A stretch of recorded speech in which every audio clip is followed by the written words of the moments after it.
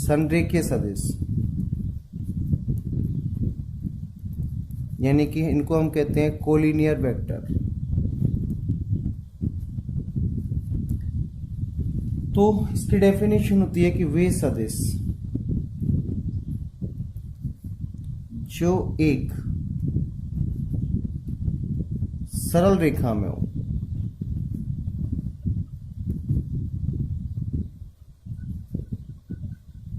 या किसी रेखा के समांतर संरेखीय सदिश कहलाते हैं।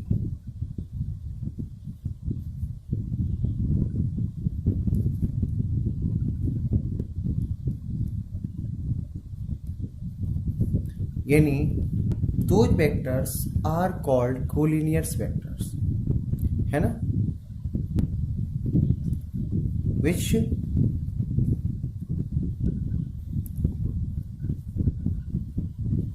जो एक सरल रेखा में, यानी कि जो एक लाइन में आने चाहिए, मैं सिंपल तरीके, those vectors are called collinear vectors which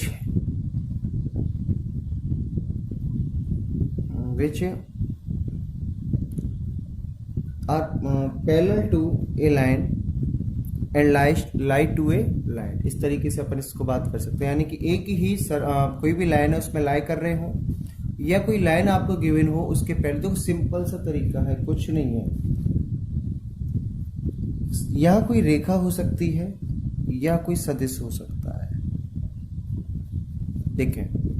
तो यानी काफी हद तक समांतर सदिश और संरेखीय सदिश एक ही प्रकार के होते हैं, लेकिन थोड़ा सा अंतर होता है। संरेखीय सदिशों में जो मैग्नीट्यूड होता है, जो परिमाण होता है, वो अलग अलग होता है। जो दोनों में क्या होता है, मैग्नीट्यूड होता है या तो कैसा होता है, दोनों का अलग अलग होता है। लेकिन समांतर सदिश में क्या होता है, वो दोनों एक दूसरे के बराबर भी होते हैं।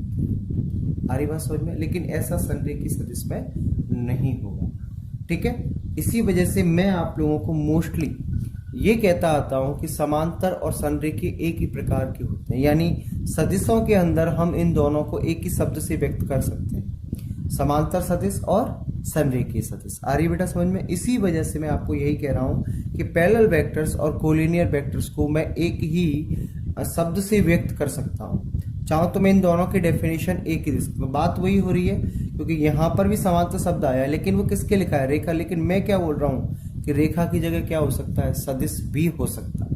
तो जब मैं इस बात को कह रहा हूं तो इसका मतलब ये समांतर सदिश भी हुए, समांतर सदिश हुए तो इसी साथ में ये कैसे सदिश भी हुए, संरेखीय सदिश भी हुए। आ रही बेटा समझ में? बात वही होगी, जैसे ये एक सदिश है, ए वेक्टर है, और ये दूसरा सदिश है, बी वेक्टर है। तो ए वेक्टर बराबर लेमडा बी वेक्टर। अब लेमडा क्या है, लेमडा क्या है, कुछ भी हो सकता है। लेमडा का मान आधा हो सकता है, 1/3 हो सकता है, माइनस के 1/4 हो सकते हैं, 1 हो सकता है, 2 हो सकता है, 3 हो सकता है, 4 हो सकता है, 5 हो सकता है, कुछ भी हो सकता है। लेमडा की कोई भी वैल्यू ले सकते हैं। तो यहाँ जैसे ए वेक्टर है वो बी वेक्टर के हो सकता है आधे के बराबर हो सकता है 1/3 पार्ट के इक्वल हो सकता है 1/4 पार्ट यानी कि 1/4 भाग यानी ऋणात्मक भाग में भी हो सकता है वो उसके बराबर भी हो सकता है उसके दुगने के बराबर हो। इस तरीके से यहाँ तो जब दो सदिश एक दूसरे के क्या होते हैं, संरेखीय होते हैं, तो दो सदिशों के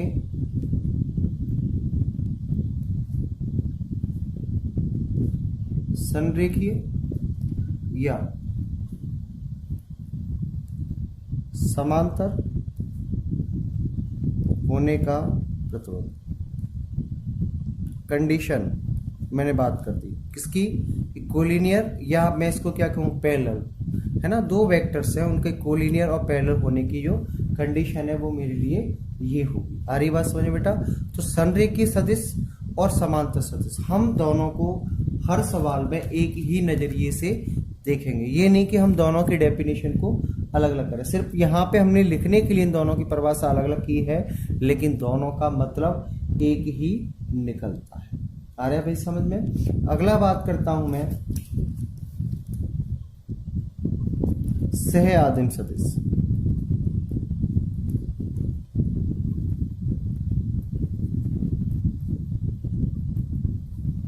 यानी को इनिशियल वेक्टर,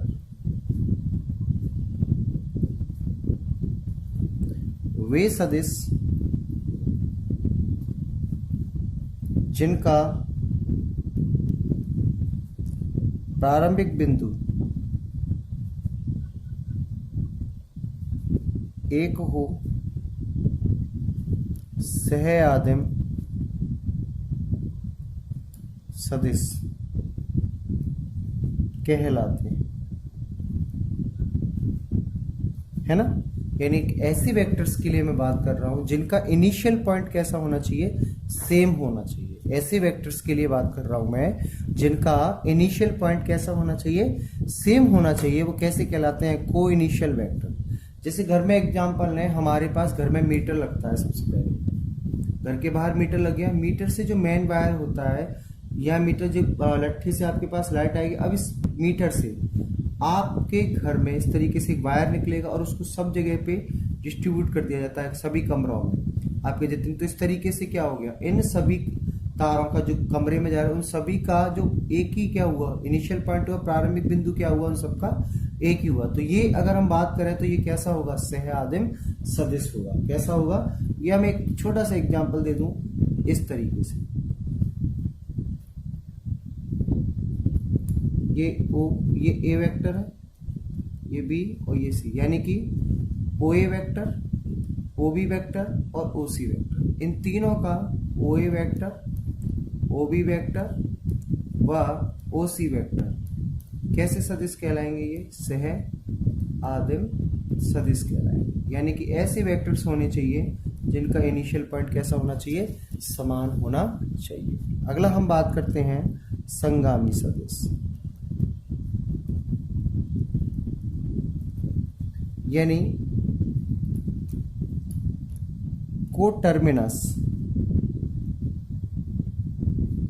वेक्टर्स। यानी वे सदिश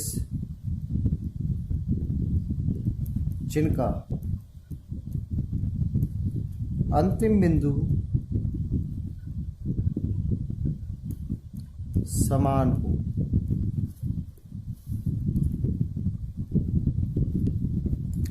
संगामी सदिश कहलाते।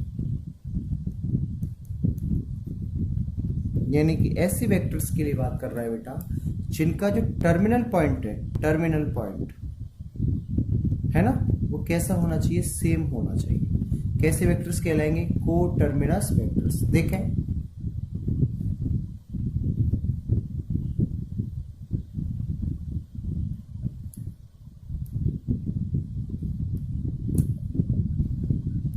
तो देखो, ए ओ वेक्टर्स, बी ओ वेक्टर्स, सी ओ वेक्टर, ए ओ वेक्टर, बी ओ वेक्टर व सी ओ वेक्टर कैसे सदिश है, ये संगामी सदिश। कैसे वेक्टर्स है, को टर्मिनस वेक्टर्स। क्यों, क्योंकि इनका प्रारंभिक बिंदु अलग अलग है। देखो ए है, बी है, सी, लेकिन इनका अंतिम बिंदु कैसा हो रहा है, समान। ओ पर आकर ये कैसे हो रहा है, समाप्त हो रहा है। तो ये कैसा कहलाएगा आपका, कैसा कहलाएगा, संगामी सदिश, यानी कि को टर्मिनस वेक्टर कहलाएगा।